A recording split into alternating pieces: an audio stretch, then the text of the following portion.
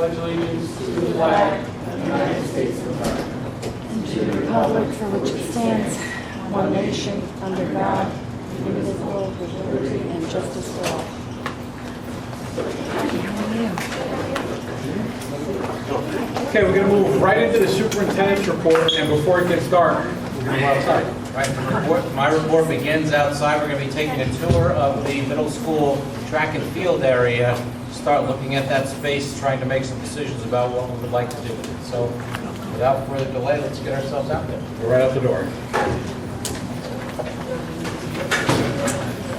School around the track and field area, so the Board of Education and anybody here from the public can get a good visual sense of what those spaces look like.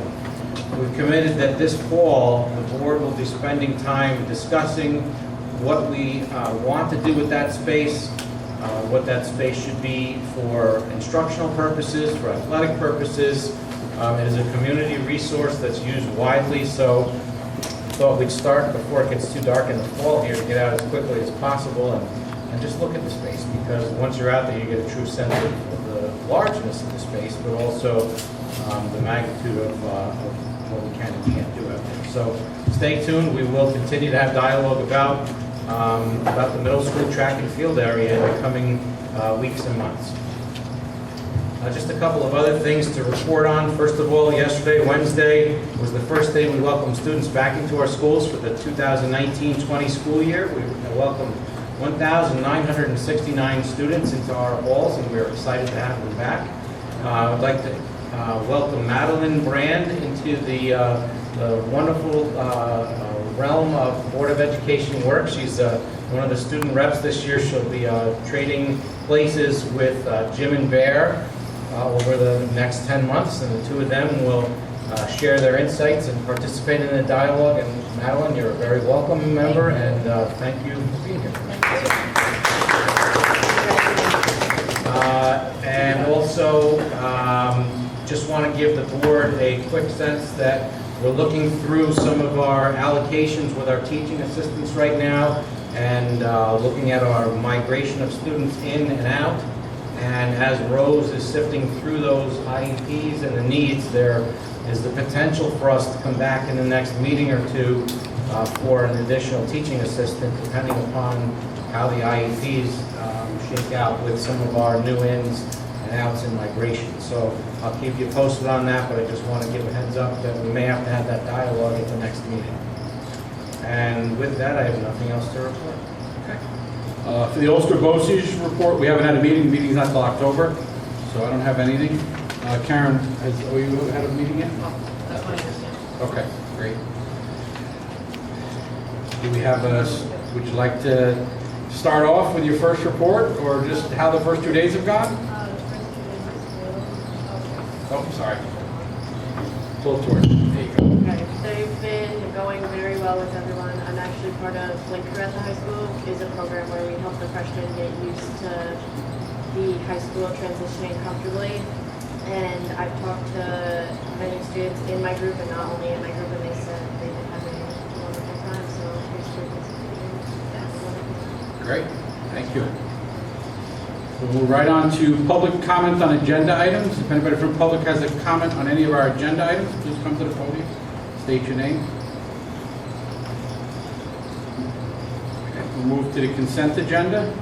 Resolved that the Board of Education, upon the recommendation of the Superintendent of Schools, approves the contracts, agreements, and reports as presented, personnel actions, CSE, CPSE recommendations, donations, unofficial meeting minutes of August 22nd, 2019. Can I have a motion? Joanne, second. Karen, any discussion?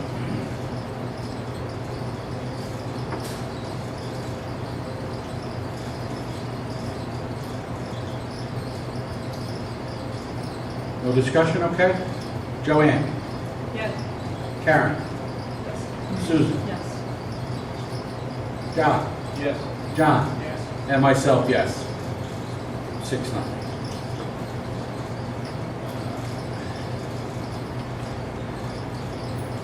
So, then under recommended actions, resolved that the Board of Education, upon the recommendation of the Superintendent of Schools, approve and adopt the second read of Policy 7315, student use of computer information resources as presented.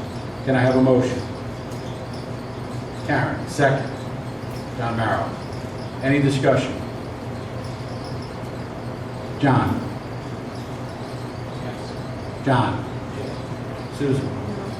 Karen? Joanne? No. And myself, yes.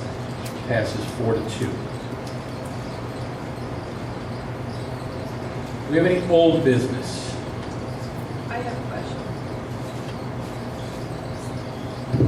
I just have a couple of things that I brought up at the last meeting about the parking at the high school. So my question is, if someone is parked in somebody's spot that's painted, what are the consequences? I'll find out the information for you and let you know. Parents have asked what happens when their kids, some of the kids that have a painted spot have, I guess, second period or first period, they don't get to come in. And with winter coming, kids like to just jump in anybody's spot. So I was asked what happens to consequences, and I'm like, I don't know, if there aren't.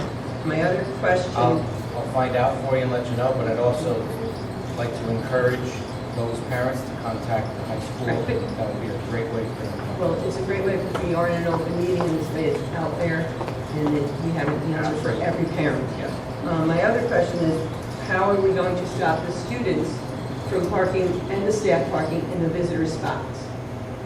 That's another issue that goes on at the high school. There's been times I've gone up there, there isn't one visitor spot, and there's like no visitors in the building. So my question is, how are we going to fix that problem? Well, I would think we would refer that, I'll let Mike take it up with the principal, but I mean, Right. obviously, if there's an issue, the school would the school principals There's always monitor a it. student parked in there, I've seen them 100 times last year, come in, pop there, go in the building. So, I mean, if we're going to do if there is a consequence for parking in somebody else's spot, there also should be one, I guess, for using the visitor spot. And if you're an employee, you have a designated spot, regardless if you're a student teacher, not student teacher. Those are supposed to be there for someone that has an emergency or coming to the school for a meeting. Gotcha. We'll So find out the those are information for you. my questions. Other than that was the only old business I still have. Thank you. Anybody else have any old business? I do have one thing. We all received an email with the proposed bylaws and resolutions for the upcoming conference. So it's, if everybody could please, by the next meeting, read through them. We all got them online. Read through them, come back so we can, if there's anything we want to vote yes or no, we should be able to give Joanne direction on what the board as a whole wants to do, so that we're providing, for the district what we'd like to see done. Frank, I just asked Teresa, I was looking at my email today, I knew I had it. If we can get, I'd like to have a hard copy. There's That was our quick, copy. thank you. Never mind, Teresa, you don't need to. I just gave her mine. I'm good. Thank you. Okay. Any new business? Does anybody have any new business? Any other items? Move right on to recognition of district residents. We've moved the podium, Kathy, so you have to come to the other side. Yeah. Just checking to make sure everybody's awake. Regarding the state conference, I haven't read the budget, obviously, line by line. I was wondering what kind of budget we have for this kind of thing for the board. And given that it's a distance away, I'm sure it entails hotels, things like that. I was wondering, besides telling the representative what you want to vote yes or no on, or what specific questions to ask, or what breakout sessions to attend, I was wondering if there's any other, trying to meet up with this district or this representative from the state to discuss things that in like districts, something like that. Are there any marching orders that way? And whether or not a formal presentation is required. Because as a taxpayer, and I know, this isn't a $300 dinner. This is an overnight stay, this is meals, this is tolls, this is gas, this is expenses. What can me and whoever else is out here, what can we expect to hear back as far as what happened at the conference, what the actual takeaways are, how they'll be used, those takeaways, how they'll be used to, in the district for real life things, how we incorporate that stuff, not just I learned this, I learned that, but how it will impact our district and how we can use it for policies or procedures. That's my first thing. Secondly, I was going to tell anyone that hadn't driven by the high school to take a look because it's beautiful. It's not as crowded as I was like, and I know my son, obviously he's got a little impairment now, he can't paint, but one of the teachers was nice enough to volunteer to paint his spot if he wanted one. It's beautiful, it makes me happy. If I walked into Minnesink or Warwick or any other place and saw that, I would say, why aren't we doing that? So I just encourage you to drive through, look at the artwork, it's amazing, clever and funny, and as an aside, Joanne, with the exception of the Black and Blue Bowl, which is always a huge thing, I'm at the school all the time. Everybody knows that. I've never had a problem parking. Oh, I have to tell you, Kathy, I have. And I've seen students actually park in those spots. So that's where me and you are going to disagree. Because I have been there when I've seen students actually park there, get out of their car, and go in the building. Yeah, but we won't have a back and forth So- with that. Yeah, I mean, that's just a public, you know, I have the right to stand out there and say that. But I would encourage you to embrace this. This is an awesome fundraiser. It's an awesome thing. It's great for school spirit. These seniors are excited to go to school and park in their spots. And I know that it would probably be very rare that someone would park in someone else's spot because there's a whole lot of peer pressure for that. Okay, we're not gonna go back and forth, but Okay. we have, the high school has a program, the high school's responsible for monitoring within the district guidelines. We leave that to the superintendent and the principal to deal with. As for, we don't have a specific board policy that dictates what we do at conferences.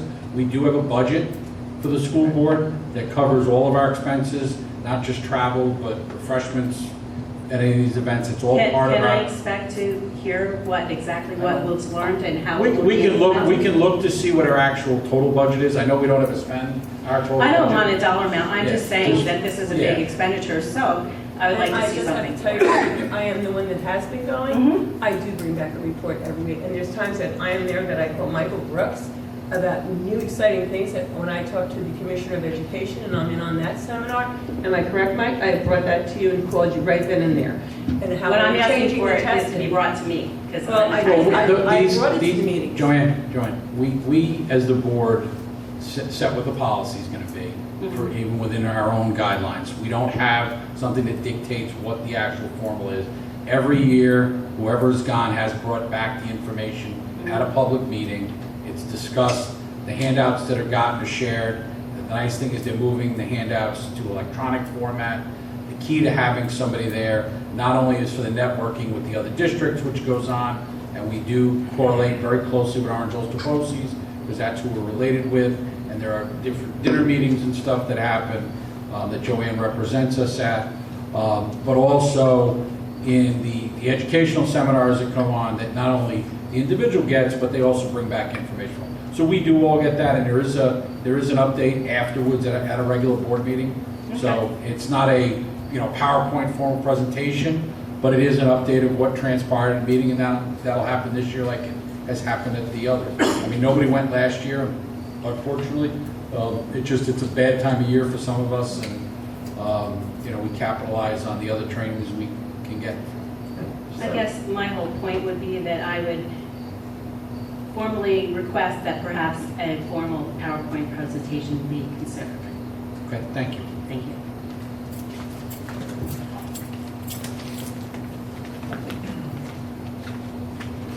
Good evening, everyone. My name is Eric Simmons. My wife and I have a daughter, Lily, with special education, which has completed a due process complaint regarding related services over the past summer for Lily. The district finally agreed to give Lily the services that she would have received over the past summer during this school year. We as parents ask for related services only, i.e. speech therapy and occupational therapy. Lily was denied that by the district. We were told numerous times by the Director of Student Services that Lily would need to attend BOCES and that it was, quote, BOCES or nothing. But now the district has allowed and approved Lily to make up every hour of speech and OT this school year that she would have got this summer. Is this how the district treats students with a disability? It's BOCES or nothing? I asked the district to look into the number of due process complaints and the outcomes of them over the past couple of years. With due process complaints, lawyers for the district are always involved. What is the cost of the lawyers to the taxpayers? Are they billable hours? Or is it a set amount beforehand in the budget? We just received our taxes today. And by the amount, it's a disgrace and a shame to have to fight for services for our daughter. And it's not just us, there are other parents in the district also. It's time that the special needs children in the district get a proper director of special education, a billing, a position, someone with proper special needs background. These children deserve someone that has made special education their life's work. They deserve a director of special education like so many schools in the Hudson Valley. The board is fully aware and has been briefed, and we have the proper people on board to do this work. There is a normal process that goes through. We have a legal firm that's on retainer that handles these cases and works with us. And, you know, we won't discuss a specific case in public forum. No, I never asked for any. I'm just telling you that the board is fully aware and has been briefed all the way through the process as we're supposed to be. And we have the appropriate staff on board that are hired, trained, and are professionals in that area. So what you're saying is all the lawyers that are on retainer, all the hours that you go through is not billable hours? I'm not saying we don't ever reach the max of our retainer, but we have a budget that. Now, all this is spoilable information? The number of due process complaints, the Yep. amount to Yep. lawyers? Yep. Thanks. You're welcome. Any other comments from the public?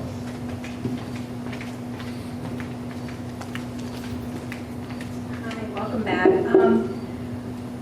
Recently, there was a local district that was affected by ransomware.